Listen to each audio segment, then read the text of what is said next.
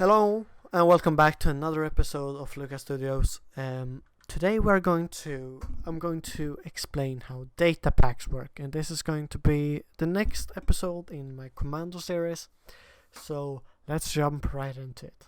And why now should you use a data pack? And what is a data pack? So a data pack is kind of like a mod where you can create code outside Minecraft to then put it in the game. Wait, this is not that complicated. I know myself had a hard time starting with this because I thought they were very hard, but I'm going to show you a lot of tricks to make it easy in this episode. So we can start with some easy things, like why should we use this? Yes. For example, when we're creating command blocks now, if we need to do a lot of things in a command or commands, they often look a lot like this, because we need to do one command block and then we need to do all these commands. And this gets messy very fast, and it's just very more simple to put everything in one file. So we have two connected commands, very connected to just data packs, and they are the function command and the data pack command. So if we write data pack list, we can see I have 0 data packs enabled besides the default one, that is Minecraft.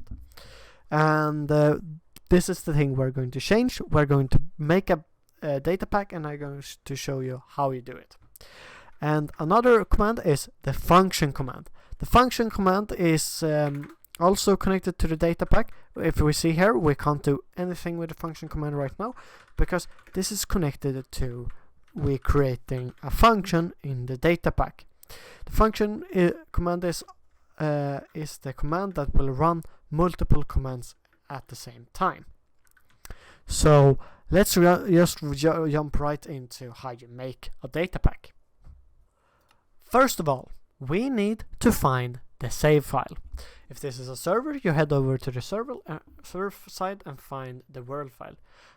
If you are in survival like me or on solo mode, you go over to resource pack, open pack folder, you go over to saves, and then we can easily find our world.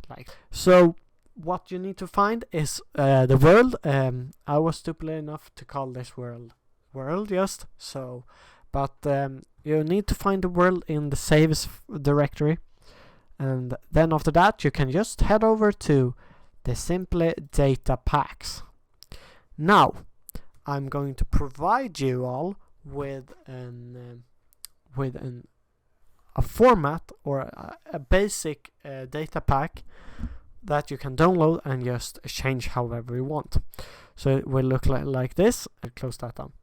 So we can move it into the data pack folder here, and we can go over to Minecraft again. I will be back when the Minecraft is done. So now we have dragged in our data pack in the data pack folder of the world. We can check the data pack command by just doing data pack list, but you should not have any problem with this. If it doesn't show up here, you just need to do a reload, and then it's going to reload, and then you can check again. So the reload command reloads the data pack folder and everything you have changed inside of it. As we see here, we have now our example data pack.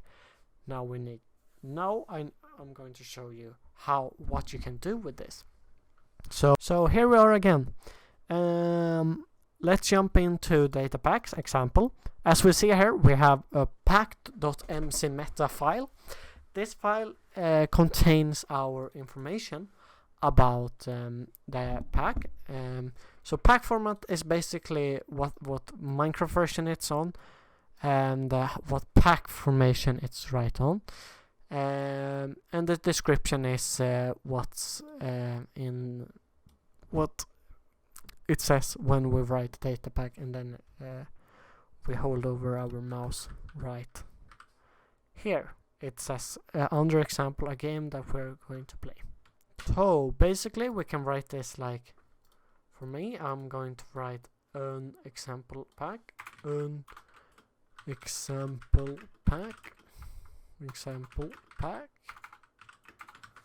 can save. Now we can go into data, and here we have two maps. Minecraft, we will get into both of these, but we can start with example. You don't need to put your name of the map here, but I prefer to do this because it will get a lot easier when you make functions later. So my tips is to put your name of your data pack here again, and in there you will need to place a function map, as I have done in my example thing. You can just download it. But anyway, this is the function maps. In here we're going to write all our functions to the function command. So right now we don't have any functions, and that we're going to fix now. And here comes my tips. Everyone who has seen my Discord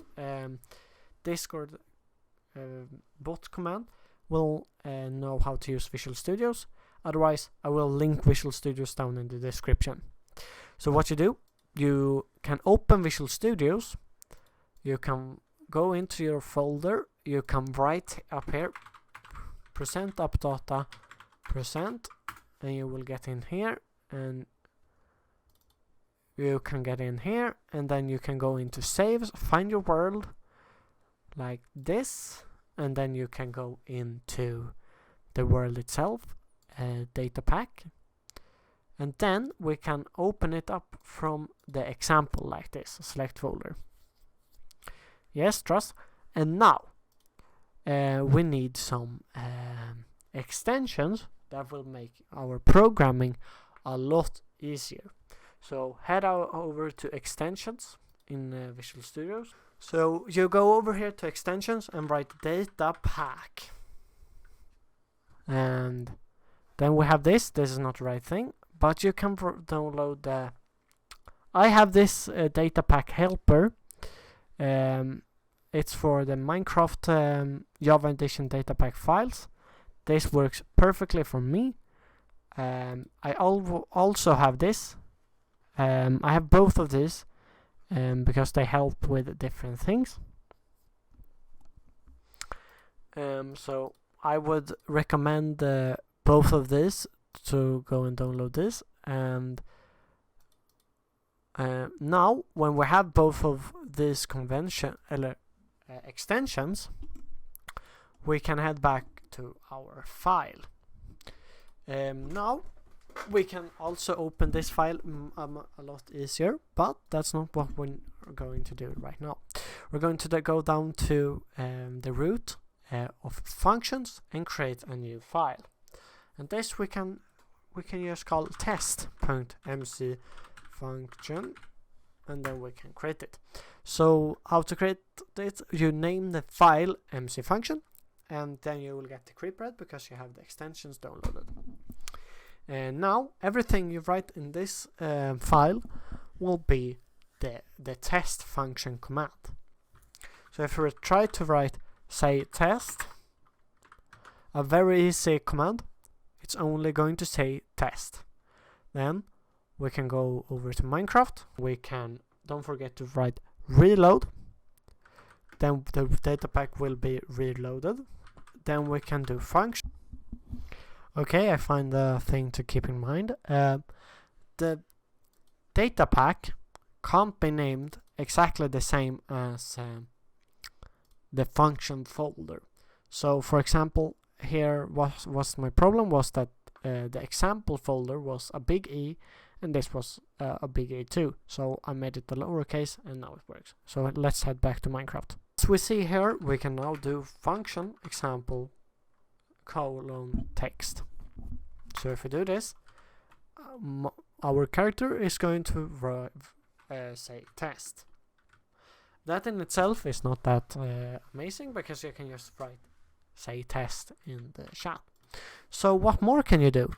Yeah, like I said, you can write so much code you want in this with just one line of of code later in Minecraft. So let's head back to Minecraft and try this. So don't forget to reload, and then we can try to do the new function. As we see here, we get a lot of tests. So this is one of the better things with Datapacks. You can easily compact a lot of code in one command. So what is the real problem with just creating these functions? They are very great, and you can just put them in the Datapacks, but you can also run code from the Datapacks, so it runs in the background all the time. So let me show you how to do that. Let's jump back to the code. So as we see here, we have the functions, and our function here. We can try to create a new function called tick.mc function. And this tick command, we are going to run every tick. So we can write like that, say tick, and it's going to run every tick in the game. How we're going to do that? We head over to our second folder here called Minecraft and tags and functions. In this we have two JSON files, and if we write in our example tick file in here, this is going to make that the tick file is going to run every tick in the game. And we also has a new file in function. We can create a load.mc function, and in here this is going to load, and then we can write this into here, example.load. What load is going to do is it's going to load this code every time we reload the file or we place the data pack in the folder. So every time we create or start or anything with it, it's going to load this MC function. So we can start with just showing off how tick works. Every tick it should say now, say tick. Now it should say every time when we reload, every time in the chat, it would say tick for every tick. So let's try this. As we see here, the server is going to send tick every tick. If we write anything else, we can see it disappearing. So this is basically like having a repeating command in the game, but this runs on the backend. We can remove every command in the world and it still are going to run. So what is this good for? Yes, we can make a lot of more complicated things just inside of our a code. Back in here, we can remove this. And another very nice thing to make is we remove this test, or yes, we can remove this test, and we have removed this other thing, is that we can make file structures. So instead of having all the functions inside the function map, we can create file structures to create this is going to be more organized. So we can set this as setup, because this is going to be our setup of our data pack. Then we can drag this into this, and don't forget to change the example to setup and then the name of the file. So we can do this for both of them like this: setup/tick. So now we have this inside of this. Now we'll go over to the next fantastic things with data packs. So this could be, for example, we can create, for example, a timer. That should be pretty interesting actually. So a timer in the normal game would be pretty big actually, and now we will create it in the Datapack. So what do we need to do to create a timer? Yes, we need, when the map loads, we need to create a scoreboard that is called timer. That is a dummy. We can also at the same time, no, we don't need to do anything more here. Then inside our new timer map, we can create a file called timer load.mc function. You can't have higher capital letters in the name of your file, then it will crash. So that's a thing to think about. Don't have capital letters in the name of your file, of your function file. But in here, we will want to have the timer load function. So, for example, we want this timer load function to run every tick. So, what we can do is we can write in here function example timer / timer loaded. So what this means is it's going to run this every tick that this get loaded. So in here we can do scoreboard players .al to the tick, that is a dummy name, to the timer 1. So every tick is going to add 1. And then we need to check if score tick timer matches 20 or bigger.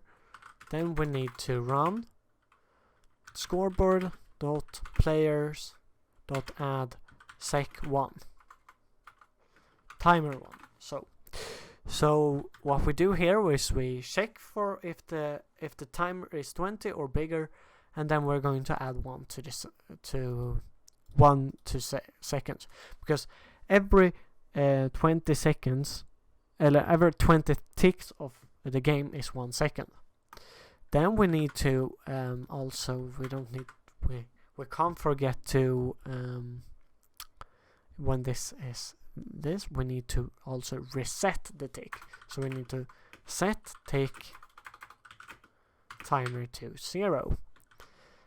Now we have basically a second counter. So we can try this by just going over here. We can do reload. We see the chat stop filling up. We can pull up our new scoreboard by this sidebar. We can see the timer, and we can see over here second is going up all the time. So that's basically everything for this very basic Datapack understanding, and that's all for this video.